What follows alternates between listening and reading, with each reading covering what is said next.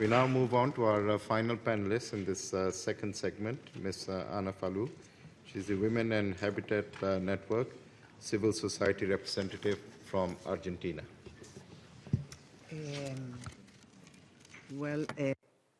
Thank you, Mr. President, and participant state members and colleagues. I'm going to speak in Spanish, my mother tongue, and y quiero colocar. I wanted to lay out a few main concerns for the women's agenda in Latin America. The Habitat Network and the set of networks we belong to in the Guayru group and the Global Platform for Cities and the feminist political agenda that we are concluding in my region. In these few minutes, I will focus on women's issues, social issues that are not sufficiently addressed in terms of their development. This is based on our experience of the past 30 years, and this coincides with the 2015 agenda. And we're looking into what to do and how to go about this. In this respect, we have a long experience, and we know that local government officials are focusing on partnerships because they are close to citizens and people, and we have very good examples of this. For example, the programs for safer cities for women, Safer for All. That's one example. There are four major issues that we are concerned with in the post-2015 development agenda as a contribution, and we also have a few suggestions. Our first concern is that the 2015 agenda would impoverish the framework for rights, and that we would face difficulties. We have to say that women have been the drivers for radical transformation. We are relentless in defending human rights, and we have placed the equality agenda at the center of development. We aim for a life without violence. We have set forth an instrument dealing with human rights for women in a comprehensive way. For example, a recent gender resolution of UN Habitat.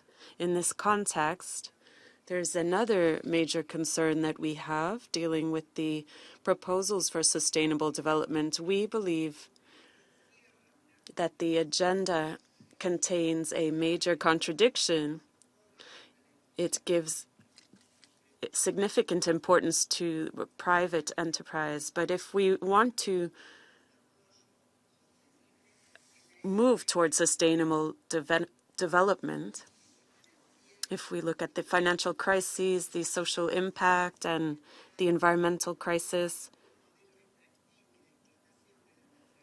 there's a model where nature is exploited and there's the accumulation of wealth. That's the business model.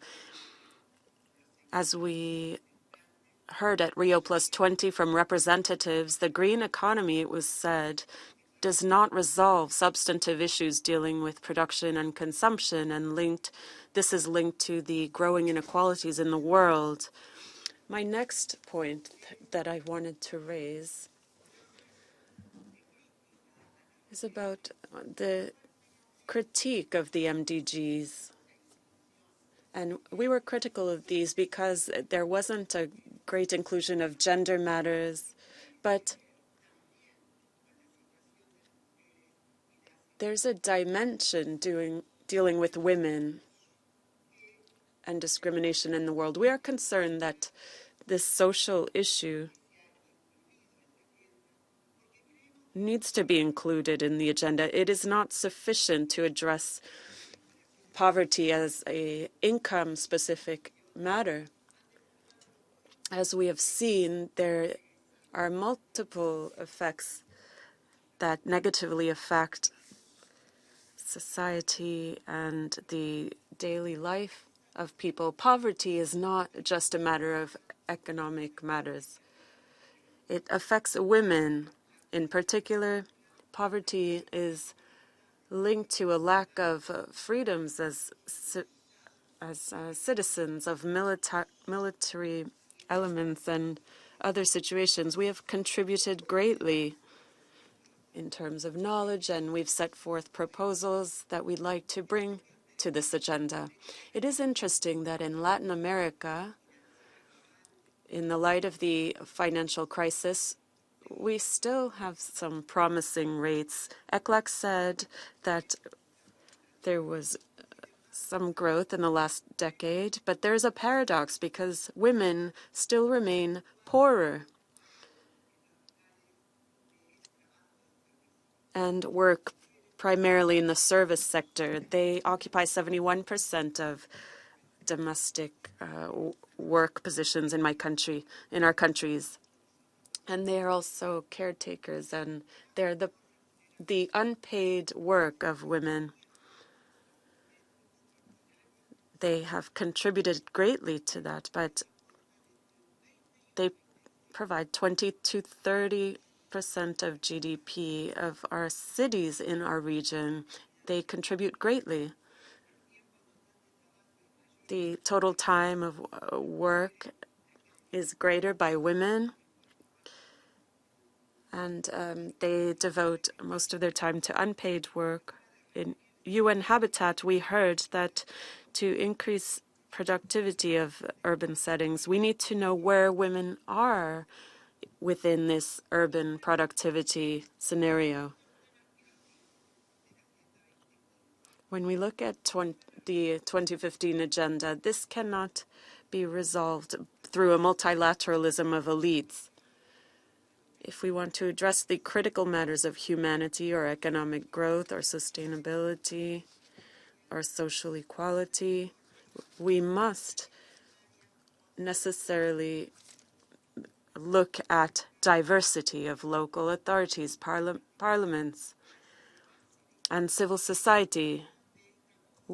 These voices must be included in the dialogue in order to address the issues of women. They can be leaders of development. They can bring forth their demands, but they can also complain about corruption. What should be the priorities? More equitable access to information, greater resources for disaggregated data by gender, ethnic groups, and other aspects to see where we are. Allocation of financial resources, focusing on strengthening local actors, decentralizing resources by local authorities, strengthening parliamentary voices, but also ensuring a greater voice for civil society. Women have a decisive role to play in terms of their rights. The public aspect must prevail over private in this respect, and this is the challenge for the post-2015 agenda. There are two dimensions that must be taken into account. This refers to productive and reproductive aspects. These are the dimensions that we must address in order to reverse this inequality of wealth in the territory. Concluding, I should say that we have identified our priorities and information and proposals. We have everything we need to address financing and to address this participative financial architecture. We have know-how, knowledge. We have political commitment, political will.